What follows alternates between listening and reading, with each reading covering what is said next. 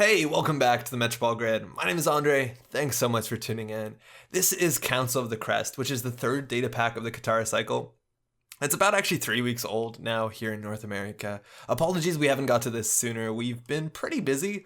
Last weekend we just came back from Toronto for the Canadian Nationals and had an absolutely fantastic time for so many reasons. I do have some of that footage edited, or not edited, filmed, of that tournament that I'm excited to edit together, but I didn't want to start that until we got this done. So better late than never. We're going to start on the runner side here, and we have 8 cards in this pack, 12 on the corpse side. If you're new to these unboxings, basically we go through all the cards in order and talk about what we can do with them. While I do play Android Netrunner competitively, I also like to focus on the kitchen table side of things, make what we can do to have fun with these cards and what kind of cool combos we should watch out for.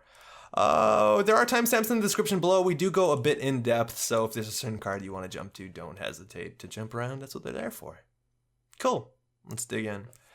This is the first card in the pack, and it's called eXer. It's a virus program, it's Anarch. You want to pay 2 credits to install this, it's going to take up 1 MU, and it says whenever you access cards from R&D, access 1 additional card. Trash eXer if the corp purges virus counters, and it costs unsubstantial, or not unsubstantial, 3 influence.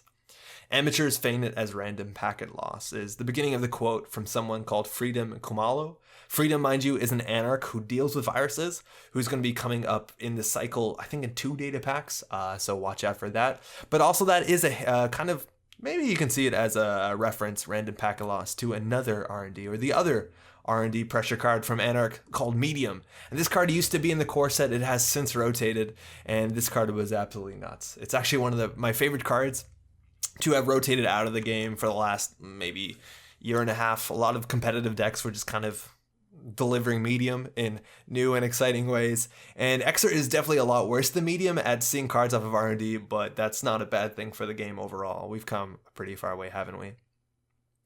So accessing additional cards from the top of R&D is a really strong effect, and that's largely to do with something called R&D lock. If you run R&D and you see 2 cards, the top card, the corp, is going to generally mandatory draw, mind you, if you trash nothing. And then the second card is a card that you're already going to know. So if the corp wants to ever draw into agenda, they're going to have to spend their first click drawing and their second click drawing. And this begins the idea of R&D lock. If you can make sure that the corp can never find the agenda because they can't draw into it, they can't win the game. If their win condition deals with agendas, a lot of times it does.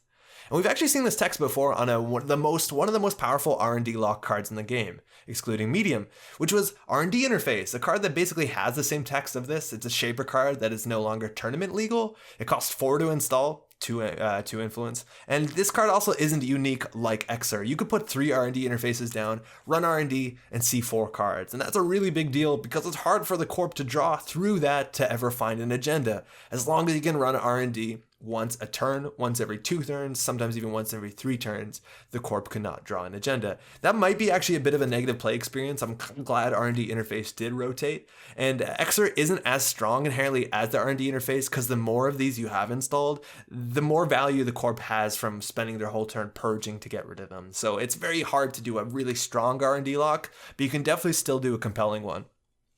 Now, R&D Interface actually used to be a very popular card. This is one of the first videos we have on our channel back in the regionals of 2015.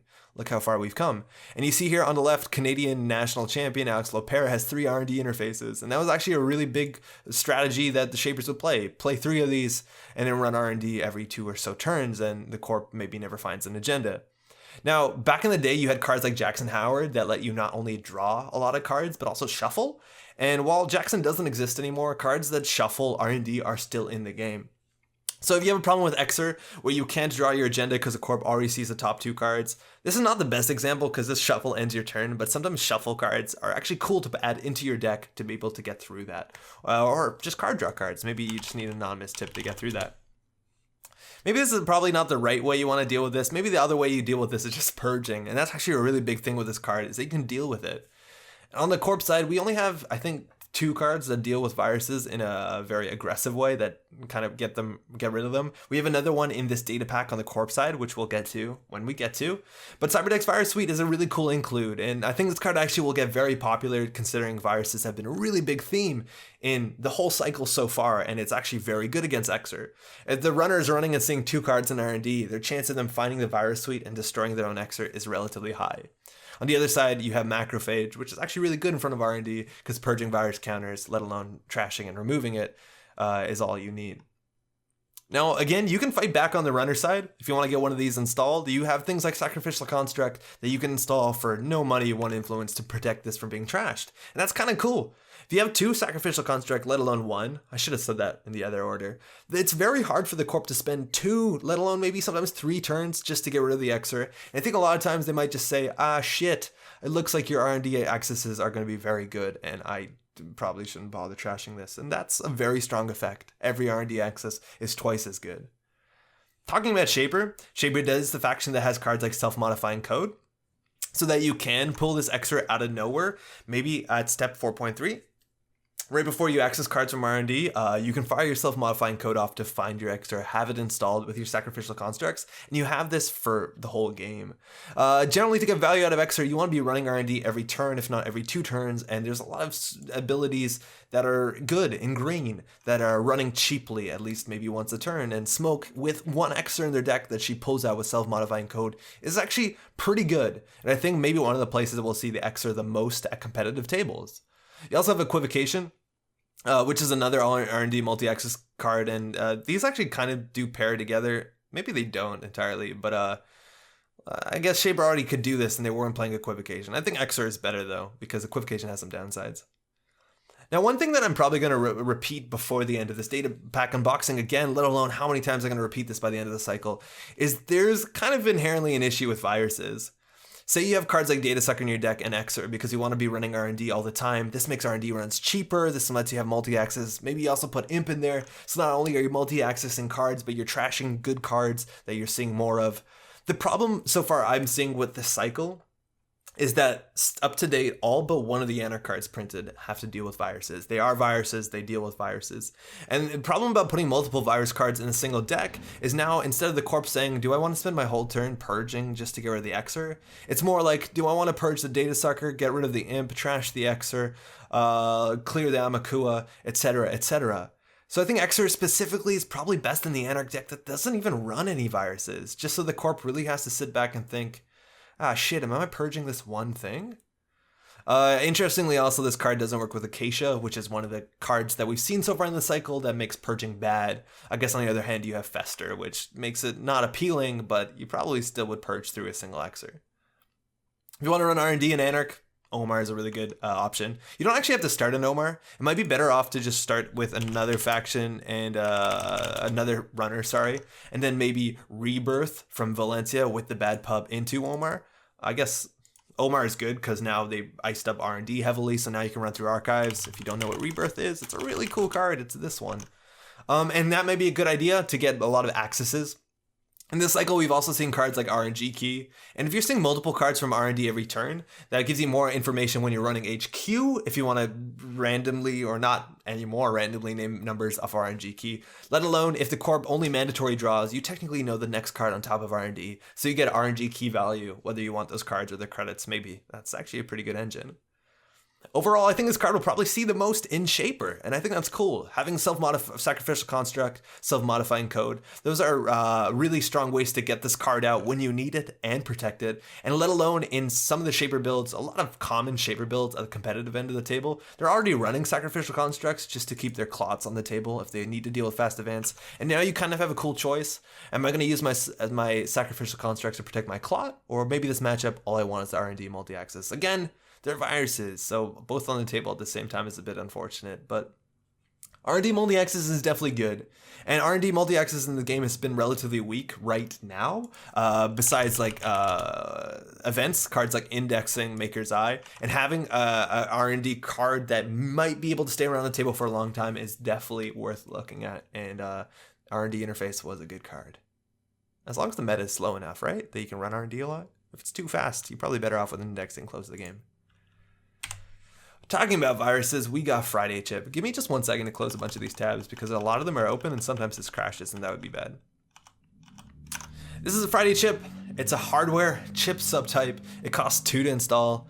Art is beautiful, and it says whenever you trash a corp card, you may place 1 virus counter on Friday Chip. When your turn begins, you may move 1 hosted virus counter to a virus program. There's also only 2 influence. Before I talk about what this card does, I want to stop and talk a bit about the design of this card. Something I've been noticing in the cards as of late. And I don't know if they're doing this intentionally, but I think it's just strictly better design. And this is the word here. When you trash a corp card, you may. When your turn begins, you may move 1 virus counter. And that's cool. It gives you a choice, which technically makes any card more interesting. There's actually certain reasons why you wouldn't want to either move or only specifically add cards to this. Very narrow. We'll talk about this in the next data pack. But it lets you miss this trigger and not be a breach of the rules. And that's actually kind of a big deal when it comes to competitive Netrunner. If you're new to the game, one of the best things I recommend you to doing is going out and playing at public events, going to tournaments, doing things like that. Organized play is the best way to get better at the game, best way to meet new friends, best way to realize how to get better at the game. I can't recommend it enough. And I'm going to preface that. I want to preface what I'm going to say with this because I don't think tournament play is at all scary. But at tournaments, you can miss triggers, and that is technically an issue. We're talking about, like, say you're at a nationals table, you're at a high event or something like that. Missing triggers like this can get you a warning from the judge. If you want to look at FFG's rule documents, this is not going to be a problem if you showed up a game night kit. If you miss a trigger, your opponent is probably going to say, yeah, you can take it, whatever, it's fine. I don't know. People are really nice playing Netrunner. But look at cards like Data Sucker that say when you make a successful run on the central server, place 1 virus counter on Data Sucker. It doesn't say may. Which is a big deal, because if you forget to do this, and at top tables, there's a lot of things you're worrying about. Sometimes you forget these triggers. Maybe there's a lot of them firing at once. You technically did breach the rules. And if a judge keeps seeing you fuck this up, they can give you a warning, and that can be upgraded to game loss. There's like a rules document. Again, highly recommend you. This should not make organized play daunting. I just love cards like this that say if you missed the trigger, you just goofed it. It's all on you. It's like you chose not to do it. And I think it's better designed because it leads to less rules interactions where it's like, oh crap, I violated a rule. Now it's just like, oh, you missed it yourself. Again, we'll end this with go out and play in public. It's like the best thing you can do. It's so good. So this ability gives you a virus counter every turn, as long as you're trashing things. And trashing things is a good thing you want to do. We've seen cards similar to this before in Order and Chaos. This is Virus Breeding Ground, which gives you a virus counter per turn regardless. But if you want to get actually value out of it on your other cards, you have to spend a click to move it. Now that's a lot slower. Getting a thing for free and moving for free is way better. It's like giving you a free click a turn. Virus Breeding Grounds has other payoffs on the fact that you can move 4 at a turn or some crazy stuff like that. But these are very comparable. So if this card excites you, maybe look at Virus Breeding Grounds, see which works for you better. I like Friday Chip better, currently. So how do you get counters on this? You trash corp cards. How do you do that? A lot of cards have trash costs on them. Operations sometimes, but mostly it's assets and upgrades. Trash things get counters. If you're playing a deck like Edward Kim, you're trashing operations, running central servers, you can get counters on this as well. Now you have to be careful. This is a very subtle thing in Netrunner. This can be missed easily.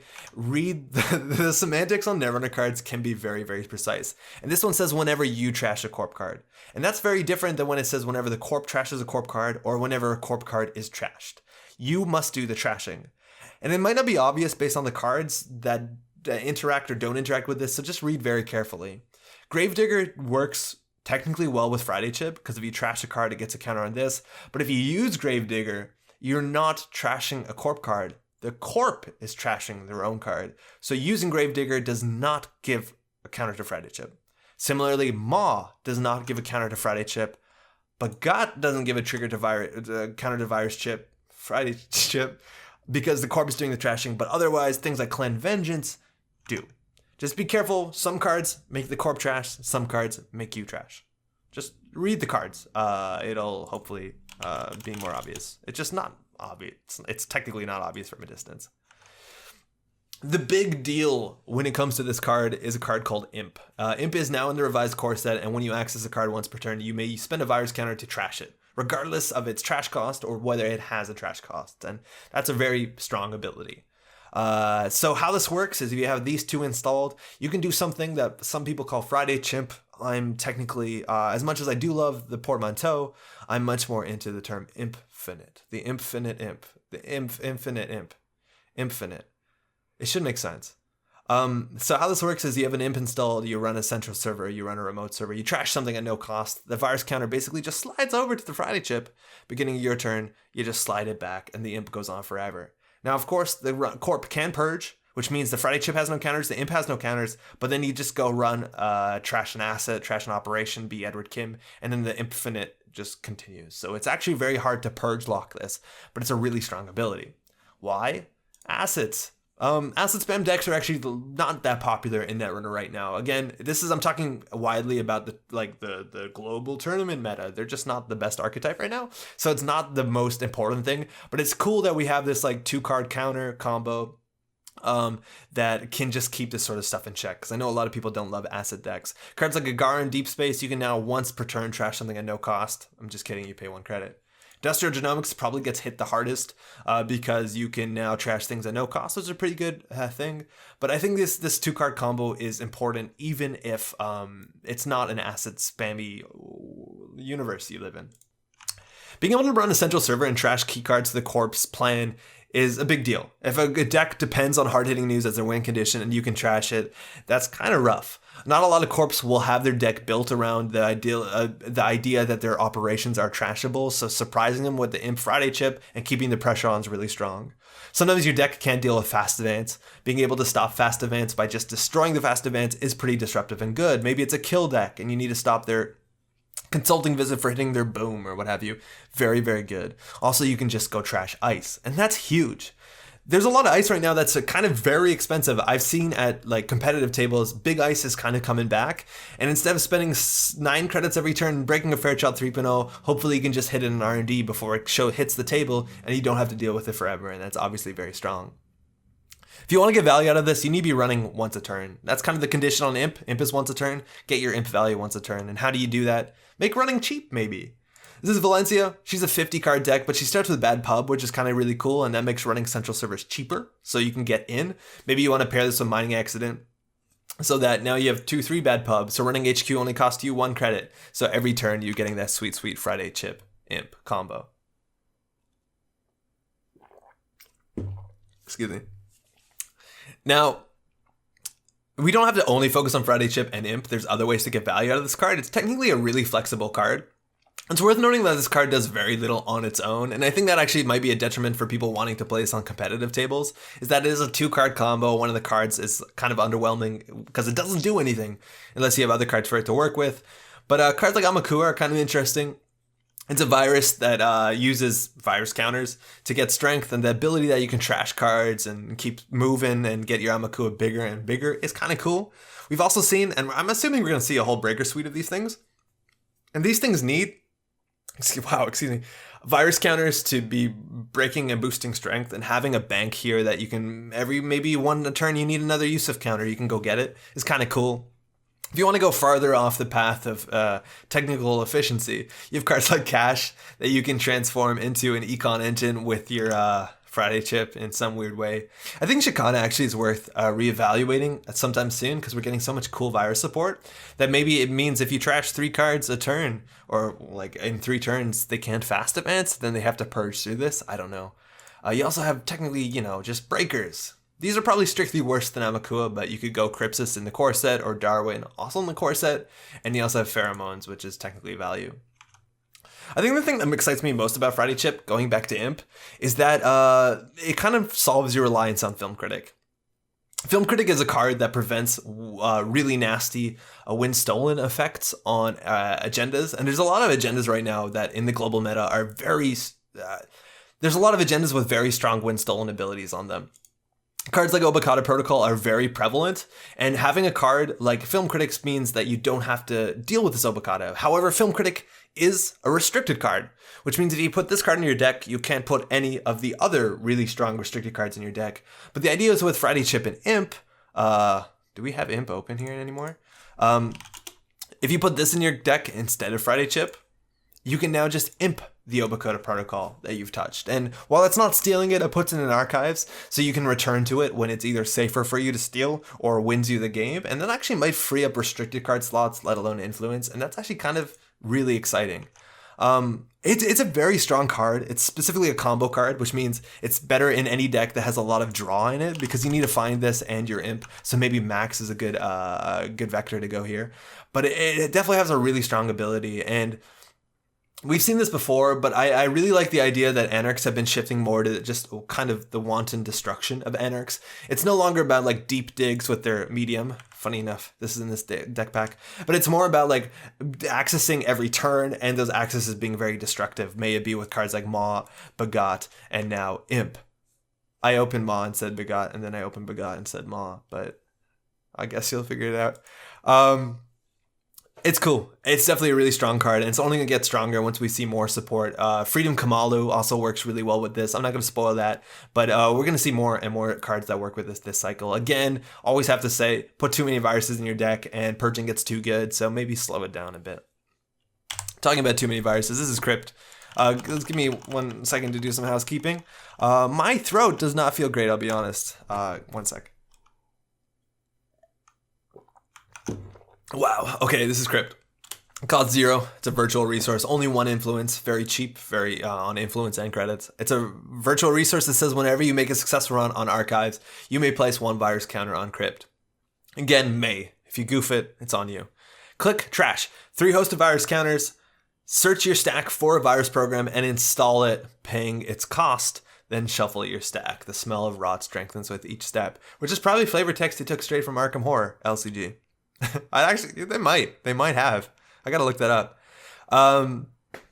This is a card that tutors viruses from your deck, which is a very strong ability. Any card that says I can take the 1 card that you need right now out of your deck, and I'm joking by saying right now and Crypt in the same sentence, is an ability that we should look at seriously. Taking the random values out of a deck of 45 to 50 cards is a really strong ability in any card game. And funny enough, we've actually seen virus tutors before in Anarch in this game. Jin is no longer in the revised core set, so it's technically no longer tournament legal. But this card is cool. It costs money, could host viruses, but you can spend a click and a credit to find a virus. And let me tell you, even at a point in the game where there was some really, really, really strong viruses, Jin did not see a lot of play. And it's kind of hard to explain why that is, but a lot of times people would rather just play card draw, I guess. Maybe that's not the best route to start talking about this. Crypt is really slow and really inefficient. If you want to bring 1 virus out of your deck, you have to install this card, which admittedly doesn't cost a lot. You have to run archives 3 times. Mind you, you want to make value out of running archives. If you're just running archives for the sake of Crypt, like imagine you just installed this, ran archives 3 times, next turn clicked and fired it, just install your virus. You could have just drawn 4 or 5 times, right? So that's not particularly good. So you want to make archives running good. How do you do that? There's a couple ways to do that. This is Alice. She gets value out of running archives. She also has a big deck. So maybe the idea of running Crypt and Alice is very synergistic because you're going to run archives anyways. And also you're going to get a card out of your deck that's harder to find. I don't know. But that's largely it. Not entirely. I don't see right now why you'd be running archives for no reason. Alice gives you a lot of reason for sure. I think Omar doesn't work with this one. I'd have to double check that. I'll write in the comments below on the screen. I don't think Omar works with this. And again, you're going to run into other problems with like the value viruses. This is Data Sucker. And Data Sucker, if you run archives, you get Data Sucker counters. You also get Crypt counters. And now you're running a bunch of viruses in your deck and the Corp can purge. Crypt is never going to be a surprise, right? So if you install Crypt, it's going to take you at least another turn to get value out of the Crypt, which means on your turn you could run, use Crypt into your whole turn. I don't know.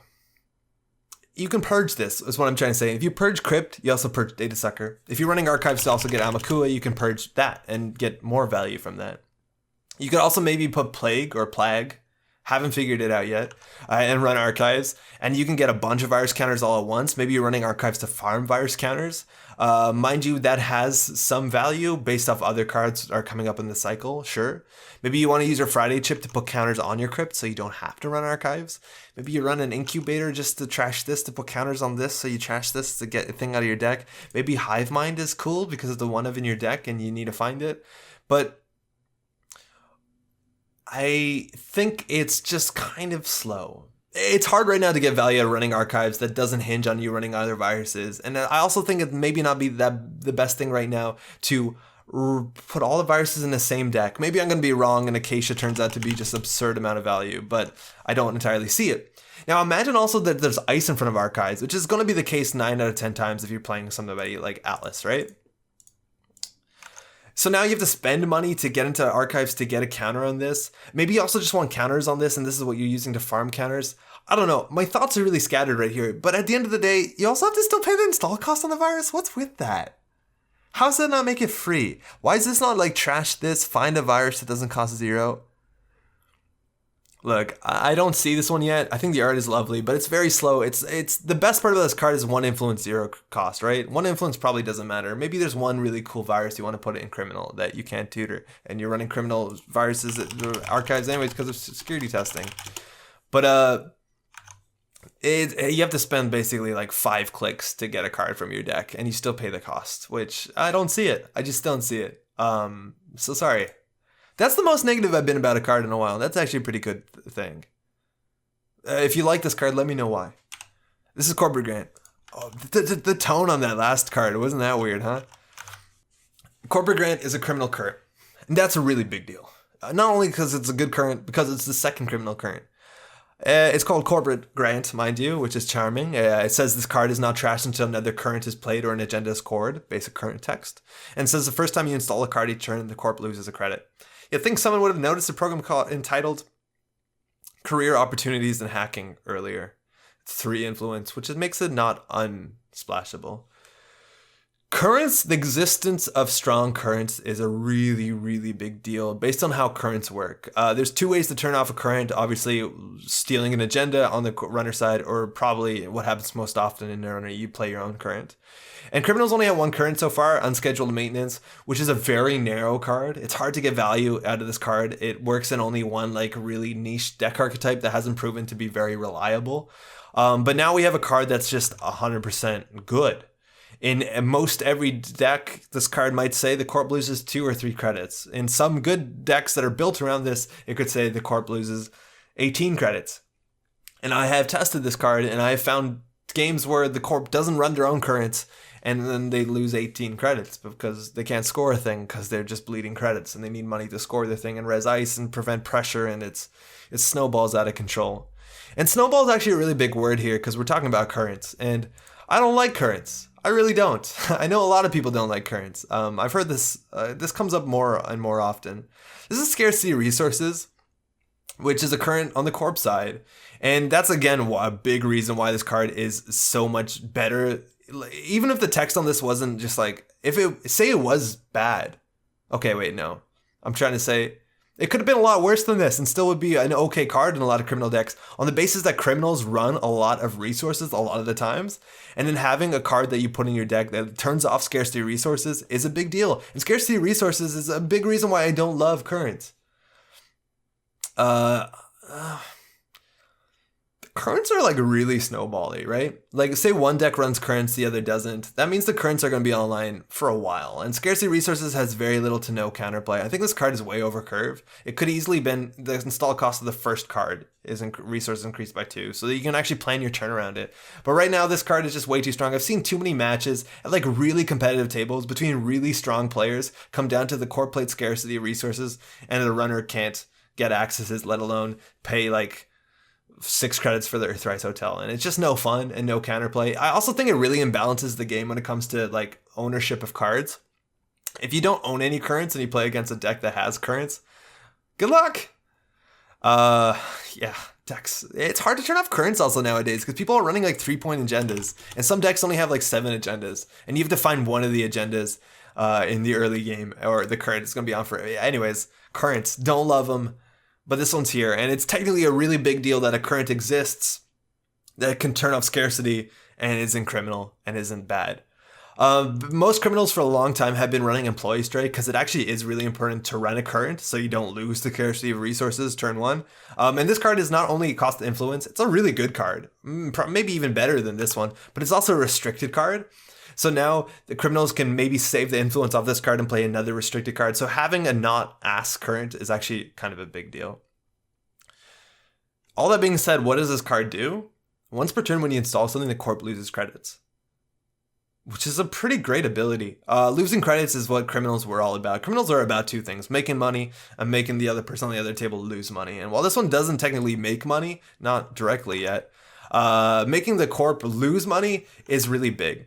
Now, this card actually will be stronger once we see. Now, Account Siphon, mind you, has rotated out of the like tournament card pool, but we've been promised a new Account Siphon coming up in a couple of data packs this cycle, mind you. And the ability to put the corp on 0 credits and then keep them down with corporate grant, it's actually really strong, because not only when you have 0 credits, all you can do is click for credits, and now you're taking those credits away, but it's also hard to score an agenda when you have no money, so which means the corporate grant will last even longer and longer and be more and more obnoxious. This also says the first time you install a card each turn, so if you install on your turn, it's good, but if you also install on the corp's turn, cards like Street Peddler, even more value. And the most value you're probably going to get out of this card, the easiest, is out of Geist. Geist decks run a lot of cards that they need to install, cards like Fall Guy, cards like their Breaker Suite, and mind you, Geist decks get absolutely destroyed by scarcity resources, so having a current that is good and turns off scarcity is a huge deal. If you want to play other criminals, cards like Steve Cambridge might be good, IDs like Steve Cambridge. Maybe you run HQ each turn to get a card and reinstall it for cheap because you're running Aesop's Pawn Shop. Maybe you get some value out of that. I also think it's kind of interesting how, like, on one side, we've seen criminals that want to rob money, and then we have other criminals that want to give you money, like tapeworm criminals. It's interesting. You sit down on the table and try to figure out, wait, is this the criminal that's trying to help me or hurt me? I can't tell. Yeah. What I've been trading most with this card, what I've been playing most with this card so far is I've been playing this on Geist, and just having a current on its own is good, and making the corp lose sometimes like 18 credits in a game in an uninteractive manner, which might be an issue. We'll talk about that. But I've also been trying this in Shaper, which has been cool.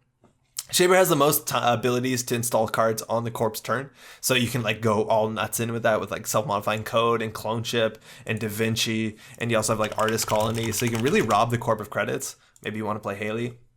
I've also been having a lot of fun with this with the Exotidai, a card that sees almost no play, but as soon as you find a card that's printed that says the corp loses credits, this card gets cool. With the one Exotidai on the table, anytime you install a card first a turn, not only does the corp lose a credit, you gain a credit, which is really strong. You can keep this around with things like Sacrificial Construct, which is also a cheap thing to install, which is what we wanted to do, and the money keeps coming. It's like 2 credit swing anytime you install something, which is nuts. Now, it's a lot of people get really upset when it comes to like negative design, cards that negatively impact the other side of the table that are not inherently interactive, and Corporate Grant fits that bill. I can sit back and install my stuff and make you lose credits, and 1 credit per turn isn't absurd. It's not every time you install a card. What up, Scarcity? But it definitely adds up, and if you're playing a deck that doesn't have a lot of money, you're going to feel that crush really, really, really soon. And it's kind of hard to deal with because it either comes to 2 camps: score an agenda, which is hard with low credits, or play your own current, which is something you can't decide at that sort of table. You have to put those current in your deck. Now, that's kind of cool for criminals. The idea is that you have a card that slows the corp down. So if you're playing a Geist deck that needs to install like 8 things before they can even consider breaking a piece of ice, that actually is a cool thing to see. But it also, you can be a very negative experience. And we've seen cards like this on the other side. You have Bioethics Association, which is a card that will hurt the runner regardless of what they're doing. They can sit back and not deal with your stuff, and then suddenly you'll be like, wait, I'm taking 3 net damage a turn. I got to turn this stuff off. And then they end up in a really bad spot. And again, people also don't like Bioethics Association for that same way. And I don't entirely know how I feel about this. I don't love Bioethics Association. I wish this card had a condition on it, something saying like, this only will fire on turns where if the runner has ran last turn. In the same way, I think Corporate Grant might be more reasonable, whether or not it is currently reasonable, if it says this ability only is on if the corp installs a card on their previous turn. Maybe that adds too many things to track, but it's kind of the basic idea is that if you want to just click for credits, you can't be pulled back down to the 2 credits. You can't do credit. Oh shit, I lost a credit. Oh shit, they installed Street Peddler and back to 1, which is probably no fun for anybody. Well, for you. On the other side of the argument, though, I think it's important that we have cards in this game that demand interaction. If a Bioethics is rezzed, I can't sit back and do nothing. And Corporate Grant does that for their corp too. It says like, okay, if you don't rush out now and score an agenda now, you're going to be in a bad spot. And you can capitalize on that in Criminal. Maybe they go a bit too hard too fast and then Leela rips them apart. But I think it is also important in the game that we have strong cards that demand, I need to do something right now. Whether the best way to deal with Corporate Grant is find out decks that can rush or fast advance, or is it just like run more copies of this shit? I'm not sure yet, but this is definitely a really strong card. It's only going to get stronger once we print more ways in Criminal to deny Corp's economy, and then this card might actually get brutal. Best thing you can do is build a Corp deck that is good on economy, and you might not even feel this. If you run things like Paulina, generally basically they just cancel each other out and you won't be too upset in a Paulina. Not the Agroplex, but Paulina Foods. You gotta watch out for this one. Currently I'm playing it with Exotidai, having a lot of fun. I've seen decks that run Exotidai, Lamprey, Fester, and go all in on it. Those can be pretty rude, pretty fast. But it's a econ denial card that doesn't require interaction, and that is something to watch out for, so do be careful. Most important thing though, Criminal Current is good. This is No One Home. 1 second. It's a 0 cost virtual resource for Criminal. It costs 1 influence. It says the first time you would take any number of tags or suffer any amount of net damage each turn, you may trash No One Home to force the corpse to trace 0. If unsuccessful, the runner avoids any number of tags or prevents any amount of net damage. Go away. I'm not here. This templating has shown up on cards before, trace 0 if unsuccessful, which is like, it took me a while to grok that the first time I saw it. So to simplify it, if this fires, a base trace starts on the corpse side with base trace 0. They spend any amount of money they want on it, and then you get a trace, and you just have to match that number. And if you match that trace, the corp technically didn't succeed the trace, so it's unsuccessful. And then the ability fires. So basically, the corp traces you.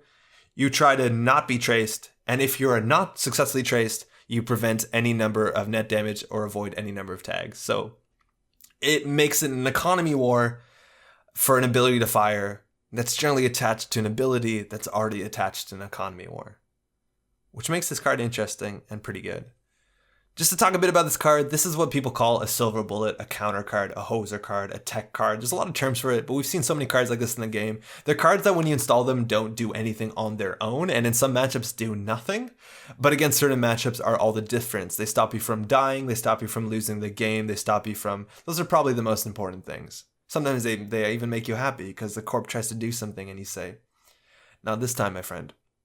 And tech cards are a really big part of Netrunner, and they have a huge influence on win conditions or win percentages against certain matchups. It's very easy to put a certain card that's super underwhelming in your deck just so you don't lose to a certain archetype that you might expect at a tournament, that your friend might be playing at the kitchen table too much, something like that. This is Biometric Spoofing, a really boring looking card, but this was actually a very popular card in a lot of decks at Worlds 2017 on the basis that people understood that there was a very competitive deck that was going to try and kill them very quickly, and they needed the card to deal with that, and Biometric Spoofing did very well for a lot of players, and No One Home fits that bill. This is a card that deals with specifically 2 things that are kind of win conditions, abstractly, tags and net damage. And it's cool that we've seen a lot of cards, like really bad cards, I think like just lame cards have been printed that only do like 1 counter thing, and these cards never find a slot. This card also is kind of butt, but this one does more things, so it's more valuable in more matchups, which makes people more happy to put this in more of their decks, and that's good, because if the meta gets to such a point that I have to put Recon Drone in my deck, I'll be upset at Recon Drone. This is Controlling the Message, and these decks have actually kind of pretty radically shifted to tournament Controlling the Message decks, but a lot of times these decks have... Why is this one so small?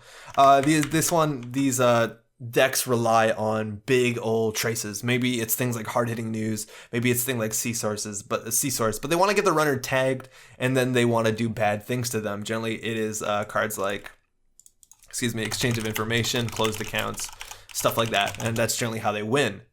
Now, this is a very simple card that you put in your deck for 1 influence, for no install cost, that lets you deal with that. And we just gotta look at what this does to the math.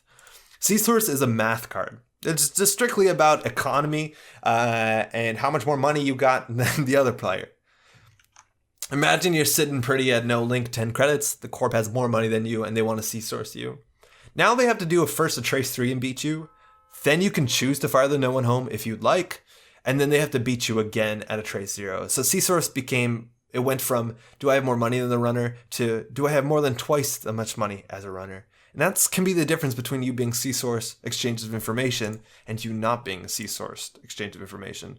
It also makes like these tempo hard-hitting news. A lot of corps will play hard-hitting news just to like slow you down. And now they have to consider, wait, I have to spend 3 and then trace 4 and then beat them again. And that is actually a really hard thing. They might even, I could see some corps giving up entirely on the C-sourced hard-hitting news unless they're way ahead of you in economy, which is up to them to figure that out.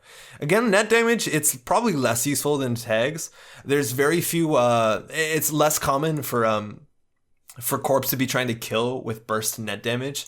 Back in the day that was more popular, but cards like Ronin kind of were the idea of how this archetype worked. This card isn't that popular, at least in my meta. Interesting enough, the most popular big net damage card, Obokata Protocol,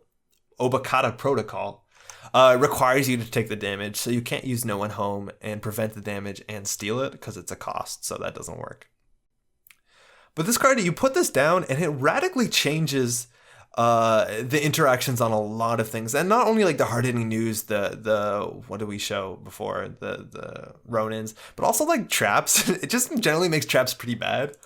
Snare is interesting as a card that gives you both net damage and a tag. Once the trace fires, you gotta pick which one to remove. But like, just the numbers on this get a bit nutty. Like, if the corp wants to fire the snare, they have to pay 4 credits. Then, if you want to use the No One Home, which you can say no, they have to start tracing you and they have to spend more money than you. So this card becomes sometimes like a 9 credit thing, and maybe they want to spend 4 and then spend 5 just to see if you spend 5. That's also one of the things, you don't have to spend this. You might hit a snare and the corp thinks, oh, they have a No One Home. I'm not going to even bother. Even though that you weren't going to fire your No One Home and your No One Home stays on for longer, it makes cards like this really bad. Cards like Prisec, cards like not down the way now, like Forced Connection, cards that are already like, I have to spend money in this, and then the corp is just, I got to trace them. It makes a lot of things a lot worse, and a lot of these cards are associated with win conditions. I think C-Source is probably the biggest option, and this is a very low influence, low tempo card, or a low cost card to put in your deck to deal with that. If you're playing against a meta where there's a lot of tags that you don't want to deal with, this is not a bad way to deal with them, especially in Shaper, a faction that doesn't have a lot of ways to deal with it. In Criminal, it's a bit easier. You have cards like On the Lam and Forger that are also flexible. These cards are actually relatively similar. Maybe the one's better than the other in your deck. You'll figure it out, I suppose. It's cool. Now, there is some counterplay against this card. Specifically, it says the first time you would take any number of tags. So that means if somebody wants to kill you in a combo, say somebody wants to play 24/7 News Cycle to fire the ability on Philodic Entanglement to kill you, they could just Neural EMP you first. Because then this is the first net damage, which whether you use your No One Home or not, you can no longer prevent the second part. Ideally, or similarly, if someone wants to hit you with a hard-hitting news, they could C-Source you first, not even boost the trace. Oh, but then, no, they have to boost the trace, right? Because otherwise, you can just boost this trace. Anyways, they can C-Source you first and then hard-hitting news you, and there's technically some counterplay.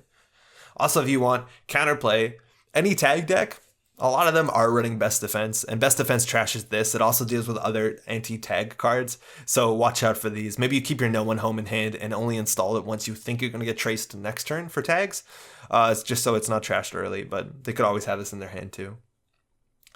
It's a very, very easy card to put in your deck to deal with an archetype that you might not like to deal with. The fact that you put this down, Snare now becomes maybe too expensive. That might actually help a lot of people in a lot of matchups. Go away, I'm not here. I think we have 2 Shaper cards in this pack. This is Marathon. It's a run event. It's 5 influence, mind you. We've been seeing a lot of 5 influence cards this cycle so far. They've all been for the mini factions. I don't know if this is the first one we've seen for not a mini faction, but it probably has a cool effect. Excuse me, for 1 credit. For 1 credit, you have Marathon. It's a run event. It says make a run on a remote server. When the run ends, gain a click and add Marathon to your grip instead of trashing it if the run was successful. However, you may not make another run on that server for the remainder of this turn. The art, I really like it. It is the Record Reconstructor Raccoon, something that's highly associated with Cabanessa Wu. It also seems to be appended to either what is a cheetah or a leopard. I think it's a cheetah. I'm not good at identifying large cats. I think it's a cheetah. It's a cool card. Firstly, I love cards that you play and get added back into your hand. Networking is a pretty neat card. I actually kind of wish that the wording on this card was a bit more flexible. If this card costs 0 and then you could choose to pay a credit to add it back to your hand, it would actually make it less flexible in other combos, but it gives you more choices with it, which is kind of cool.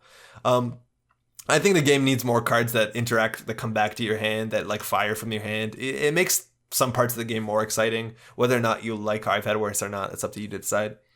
But what does this card do? Pay a credit and you get a clicklessly, technically if successful, check a remote server. And firstly, when I heard this this card came out, I saw a lot of people talk about this like, oh man, this is the answer in Shaper to asset spam, right? The idea of a deck that runs a lot of assets, and now you can spend a marathon to check whatever they put on the server. And for what it's worth, I don't think that's actually the best at doing that. This card is kind of expensive. Do you want to trade a click for a credit, or a credit for a click, I mean?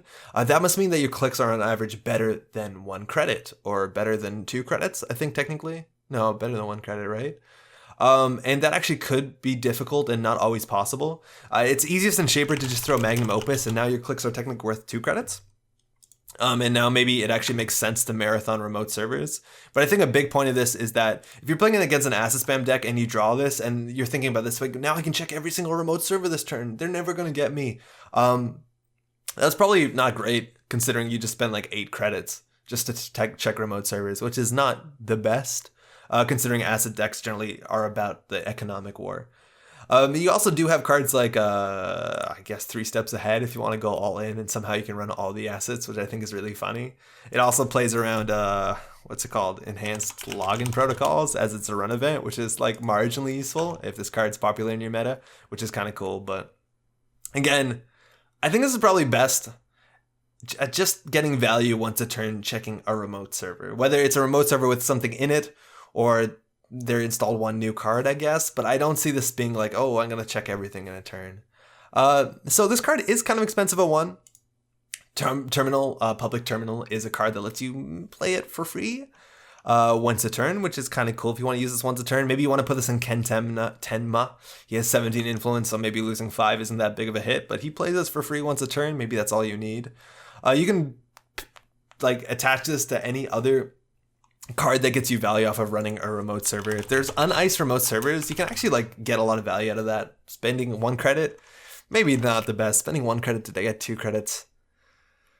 Technically value, right? But that's kind of akin to doing things like just installing Beth Kilrain Chang, which is so much easier to use, works in so much more matchups. Imagine you have an ice, like this is your deck, and then you're playing against a deck that ices the remote servers heavily, that's kind of useless.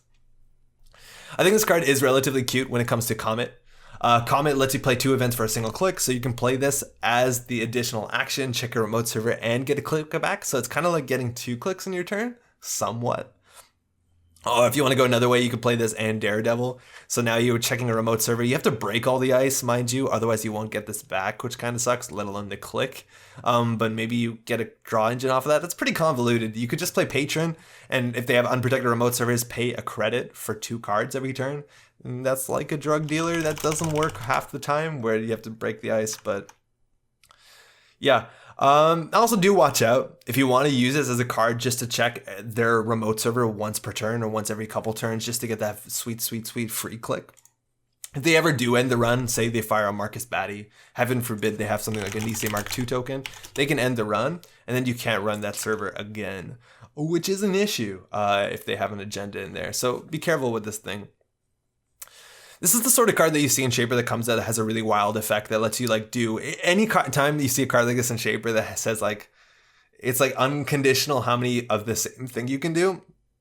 Some bizarre combo gets discovered, and I don't see it just yet. The fact this is a 5 influence card might mean that either this effect is really powerful for some reason upcoming, or there's some degenerate combo that they have to like watch out about and be like, oh, if you played 1 of these and 2 of this weird Anarch card, that I haven't figured this one out. Basically, the best I see with this thing is playing it in Comet to get value, and that's largely it. It kind of depends on having uniced remote servers, which isn't very popular right now, thank God. It's not an archetype I like playing against that much, but let me know what you think about this one. I think as a card that just gives you a click to check the remote server, but then is dependent on you making a successful run, is kind of rough. But I don't exactly see it yet, but it's an interesting effect, and I love cards that you can repeat over and over again. At some point, maybe there's a Shaper card that says, as for many runs you made this turn, do something cool, but again, that depends on remote servers, so I don't know. This is Gbahali, and I'm going to say Gbahali at some point. I'm going to goof it up, apologies. This is actually the second card in a set that we've seen so far this cycle. This monstrous creature is the Gbahali, which is a cryptid. It's with all due respect, probably not a real creature. It's rumored to exist in Liberia and West Africa, just swimming through the rivers. It's meant to be a giant crocodile and monitor lizard, claimed to be 25 to 30 feet long. It's about 9 meters. It's armored, 3 rows of serrations running down spine, a powerful tail, a short snout with many teeth, known to be an ambush predator, carrying its prey underwater to drown before coming ashore to eat it. Ripples are all the prey sees before Gbahali swallows it whole. We've actually seen, this is, according to artist depictions, what this monstrous thing's meant to look like. Imagine like a 9-meter crocodile with these sort of like kind of dinosaur legs coming at you. Pretty scary. This is Kangamato, which is the first cryptid we saw this pack. These cards are actually very similar. They do very similar things. We should probably talk about what the card does first. It costs 2 credits. It's a virtual resource for only 1 influence, and at a brilliant fastest speed possible, trash this, break the last subroutine on the encountered piece of ice. And Kangamato, mind you, very similar, half cost though. It only cost 1, and it breaks the first subroutine on encountered piece of ice. So first question is, what's with that cost? Why does this one cost twice as much to have a very similar effect? And that's because Gbahali has a much better effect. The last subroutine on encountered piece of ice is generally the one that ends the run based off of how ice is designed. Generally, ice does something bad and then ends the run. There's very few ice that does something end the run and then bad things. There might only be like 1 that does that. And this ice gets played a lot. And the idea is with Gbahali, you can put a card down that costs you very little credits, that costs you very little influence, and you can basically contest most remote servers with a single piece of ice, let alone just break 1 piece of ice that you didn't want to deal with. And you might think 2 credits is a lot, but mind you, you're not paying to break the ice, right? Like, it's one thing to install your Gordian Blade for 4, and then it's another thing to spend 3 credits to break that card that we just looked at, the Victor 1.0. So 2 credits is not too bad to break an ice at any point in time. And again, just to show you, basically that's how a lot of very common ice works. Bad thing, which sometimes doesn't matter, end the run. Archer is a very hard thing to break, and the idea that maybe all these bad things will happen, programs will be trashed, but you can still get through an Archer, and that's the difference sometimes between winning and losing a game. Fairchild 3.0 is a pretty common card that's actually really expensive or hard to get through, and the idea is that if you put a Gbahali down, now the corp understands, shit, my remote server isn't that good anymore, and you can get in. Other very popular meta cards right now, IP block, doesn't matter. A lot of times you can just trace through this anyways. Hortum doesn't end the run. And then big old things like Chiashi might do 4 net damage to you, but they're sure as heck not keeping you out. It's also totally worth noting, cards with a single subroutine like Toll Booth, this is considered both the first and last subroutine. So Gbahali and Kangamato are both equally good. For what it's worth, always use your Kangamatos first because Gbahali has more value. Now, when these cards came out, I wasn't the biggest fan of it when Kangamato came out. And I think Gbahali is way more useful than this one, just based off of everything we've said so far. But these cards are actually seeing some cool play. Grappling Hook pairs really well with them. This breaks all but 1 subroutine, and this breaks the last subroutine. So these break together any piece of ice in the game, which is not, it's actually a pretty scary thing. A lot of decks are playing all these things, Kangamato, Gbahali, Grappling Hook. Notice how they all have trash cans. They're paying them with Tech Trader to get trash can value. This is called Pirate Haley. It's an archetype that is apparently, I actually haven't had the pleasure of playing against this deck, but it's a Haley Kaplan deck that runs 3 Grappling Hooks, 3 Kangamatos. Gbahali didn't exist by the time this deck was printed, but I have no doubt this deck wants 3 Gbahali, probably even over Kangamato, and it's a deck that actually is pretty good from what I understand, and that's cool that we have different breaker suites, not just the normal things you might be used to, putting down my 3 breakers for each type, maybe an AI. I also, at Canadian Nationals, saw this card get play, and I thought that was really interesting. There were some Anarch decks that I saw that would play one, or I think it was only one or two of these in their deck, and they would use it as a panic situation. Sometimes they just find that ice that it costs them 9 to break that they don't want to deal with. Sometimes they just want to be rushed out by a Wayland deck rushing behind archers, and they'll play a one influence panic button that they install for 2 that just gets them into the remote server out of nowhere. And that's actually really strong. And it's a hard card to play around. You put this down, and it basically means the remote server that you thought was really sweet sometimes just isn't, and that's really cool. This card's also really good in draft if that's the thing you play, and if it's not, I recommend you try it out. Draft is really fun. I'll be interested if we see any more monsters. Break the middle subroutine is not really a thing you can print on a card because even subroutine cards don't have a middle subroutine, but his card is only stronger, or Kangamata is only stronger now. Gbahali exists, and apparently it's actually a pretty good engine inside these Haley decks, so maybe try it out. Unorthodox Breaker Suites are already pretty fun to deal with. Last card of the pack. This beautiful purple card is a Sunny card. If you're not familiar with Sunny, Data and Destiny is a deluxe expansion that came out maybe a year and a half ago. I might be totally wrong about that. That introduced 3 mini factions to the game. Sunny is our security specialist here on the right, and these are cards that have their own faction entirely, so it's not Shaper, Anarch, or Criminal. These cards still have influence, so you can play them whenever faction you want, playing the influence cost. So if you don't have Data and Destiny, you just have a 5 influence card for every faction. I highly recommend Data and Destiny. The mini factions are really cool, but we've been seeing support for these mini factions so far throughout the cycle. It looks like each mini faction is getting 2 5 influence cards, and this is the first Sunny one we've seen, which makes me really excited. It's called White Hat. It's a 0-cost event. It says play only if you made a successful run on the central server this turn. Force the corp to trace 3. If unsuccessful, reveal all cards in HQ. The runner may choose up to 2 of those and shuffle those cards into R&D. 5 influence. If you're not familiar with the term white hat, it's internet slang to refer to computer hackers that are generally, I wouldn't say philanthropic, but on the good side of whatever RPG character scale you want here. They specialize in penetration testing in ways to ethical hacking, right? To boost security. They're basically testing things to make sure that the black hats can't get in there and do them evil hacking stuff. It's ethical hacking, and that makes a lot of sense for our security specialist and our favorite mom, Sunny LeBeau, who is seems to be a white hat hacker. This makes me interested to see what other hats she's gonna get, and that might actually kind of expand her character. White Hat's a really cool card.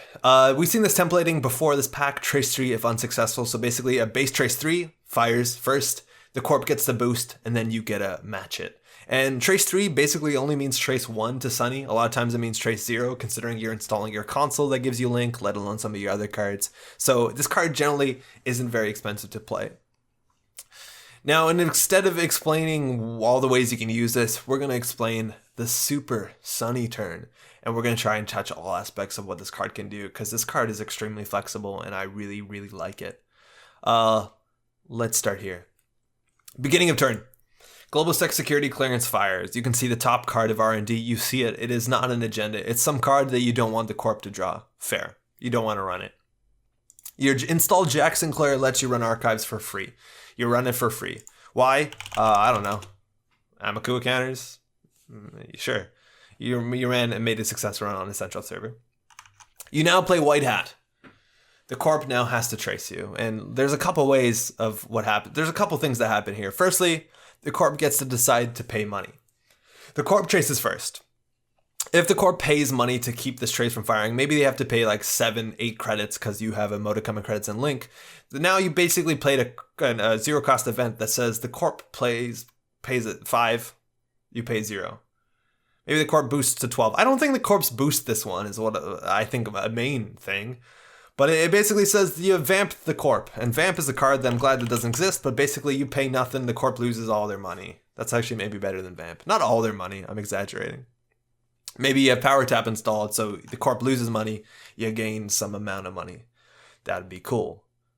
I think in most cases the corp is going to say, ah shit, you have money, ah shit, you have Link, go ahead, and you will pay 1 to 0 credits to beat their trace, and then White Hat fires. So far everything we've done this turn's been really rad. We will continue.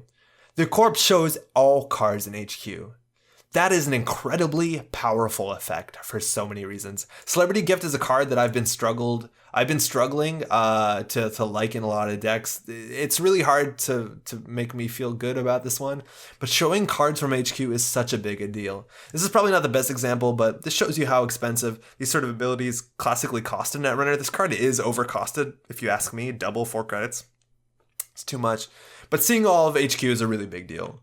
You're seeing all of their ice. You're seeing whether or not they're holding their win condition, whatever that is. You're seeing where the agendas are. And this lets you make intelligent plays for the rest of the game. Even if you don't run HQ or run R&D, if you don't do anything for the rest of the turn, you now know install advance. What is that probably? You now know, okay, they iced their archives. I know what this ice is. It gives you so much. It lets you know what's in their deck. It lets you know what to play around. It's a really big deal. So far, everything we've done this turn has been dope.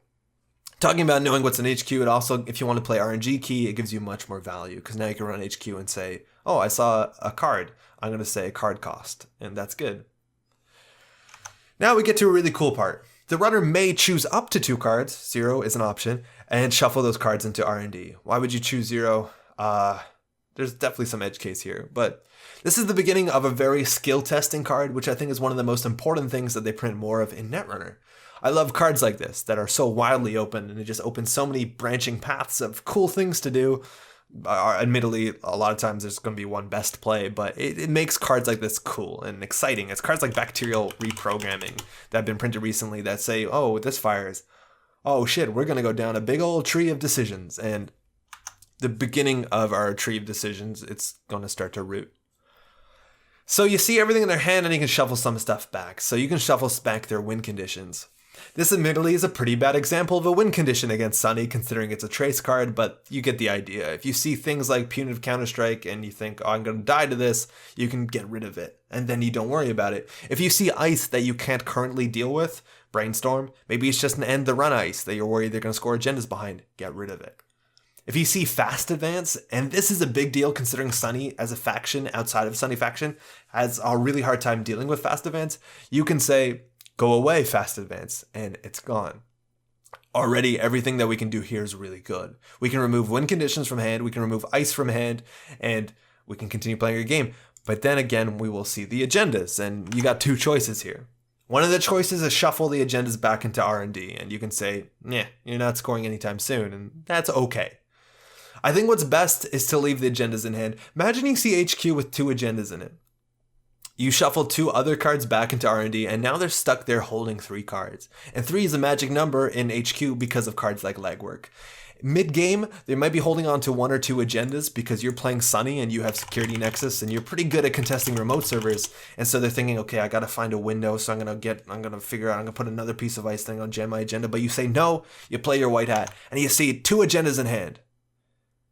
And now you'll shuffle 2 other cards back into your legwork, and you for sure just got yourself maybe 5 points. That's nuts. You can also play cards like Turning Wheel instead of legwork if you want. This card is actually easy to get value with in Sunny with cards like Jack Sinclair, running Central Servers. This lets you play Turning Wheel with Mad Dash to get those cards in HQ, but this is an insane amount of pressure. You can now basically make the legworks that you put into your deck into like 100% fire rate. It basically says pay 2 credits, get an agenda. Now you do have to run a Central Server, you do have to beat the trace, but I don't think those are either really bad things to be doing. Mind you, also sometimes Global Stack Security Clearance finds the agenda, you run it, you get the agenda, you white hat it, legwork HQ. And we're not even done yet. This card just shuffled R&D. Remember how earlier in the thing that we just talked about, our super turn, we said we saw the top card of R&D and we didn't want the corp to draw it? Well, they're not going to.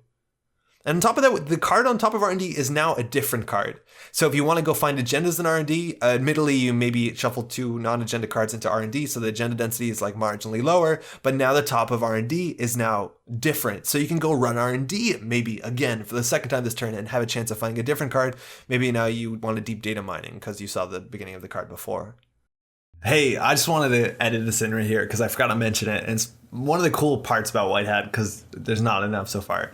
So we talked about shuffling R&D, which is a really big deal, but it's actually not only a big deal because we changed the top card of R&D, which gives us a chance of new access, but because we need more runner cards that shuffle the R&D. And that's because we've seen a lot of powerful cards that are kind of abusive in some ways, that take things like agendas and put them on the bottom of R&D, and then they're impossible to find for the rest of the game. Cards like Daily Business Show that let you bottom agendas, and then this card's really strong. You see this a lot in a lot of controlling the message decks, but after that you have a lot of like really strong effects like Wampoa Reclamation that easily takes 3-point agendas and basically removes them from the game, and stuff like Disposable HQ, which is also has that same sort of effect.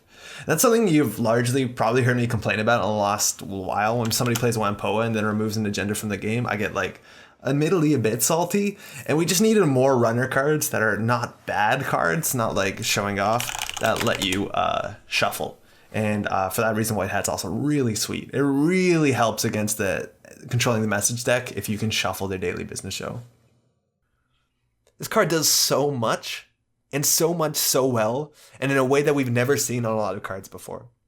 It's a very strong card. It's a very high skill cop card. It's also a card that you can same old thing, which is kind of cool. I think having a same old thing on the table, and you could play like White Hat after White Hat if you wanted to, and just make them hold one card in the hand, which is maybe not the best. It's kind of funny. But the idea that you could play the same old thing at any point in time when you're scared, you can see all of HQ, them start to make a cool decision, you can shuffle back their fast advance, their win condition. And that's really cool. For what it's worth, this card has dubious value against Street Imaging. Maybe it does have a lot of value. You shuffle back their combo pieces if they're on some weird CI combo.